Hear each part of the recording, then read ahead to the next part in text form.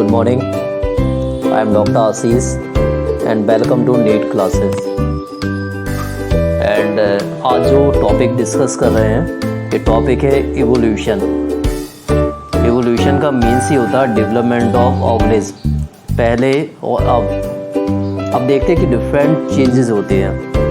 इस पिक में आप देख रहे होंगे यहाँ पे जो इंडिकेट किया गया इवोल्यूशन ऑफ ह्यूमन।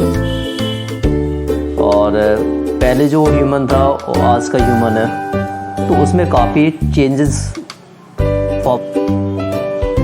चाहे वो ह्यूमन का हो, प्लांट्स का हो या एनी ऑर्गेनिज्म, तो ये डिपेंड करता है कि development of organism unicellular to multi cellular.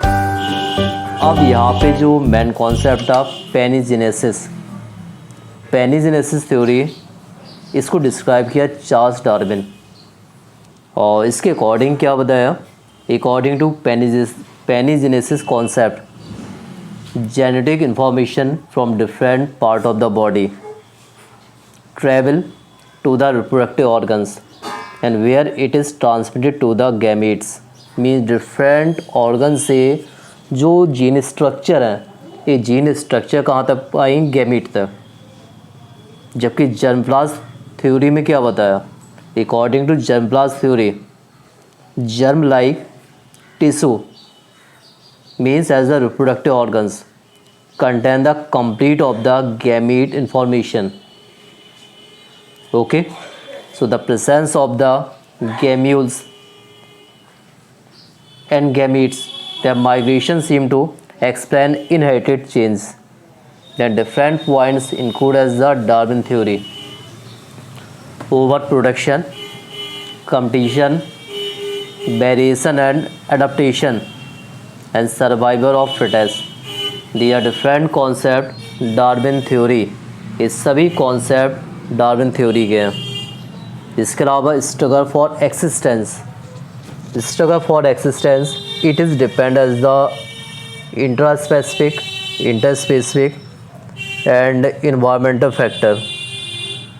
Then as the Darwin finches adaptive radiation. इन्होंने जो मेन कॉन्सेप्ट था वो था फिंसिस पे।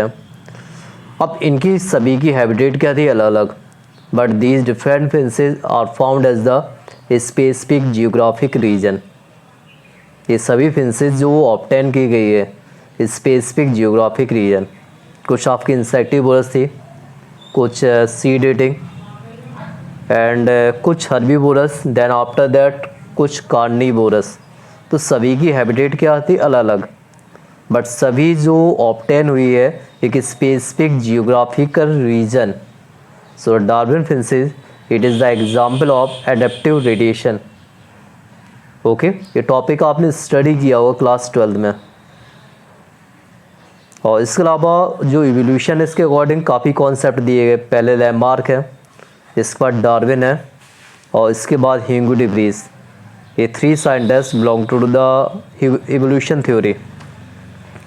चार्ल्स डार्विन, और चार्ल्स डार्विन के कॉन्सेप्ट को फेल किया बीजमान। इन्होंने क्या किया, 40 जनरेशन तक जो माइस है इसकी टेल कट करते रहे। तो इन्होंने क्या किया, जो लैमार्किस थ्योरी उसका जस्ट अपोजिट रहे। और चार्ल्स डार्विन, इनका मेन कॉन्सेप्ट था नेचुरल सिलेक्शन थ्योरी। ओके, और लास्ट में इन्होंने जो डिस्क्राइब किया ओरिजिन ऑफ न्यू स्पीसीज़, इनका कॉन्सेप्ट भी था चार्ल्स डार्विन का, origin of species by natural selection. It's the main concept of Charles Darwin theory. Okay, तो इसके बाद जो ह्यूगो डी व्रीज है उनका कॉन्सेप्ट अलग था। उन्होंने जो बताया म्यूटेशन थ्योरी के बारे में, ये यहाँ पे जो पॉइंट दिए गए, this point belong to the natural selection. First over production, second competition, third variation, fourth adaptation, fifth natural selection, next origin of new species. So these different concepts include as the Darwin natural selection theory. ये सभी point थे Darwin theory के।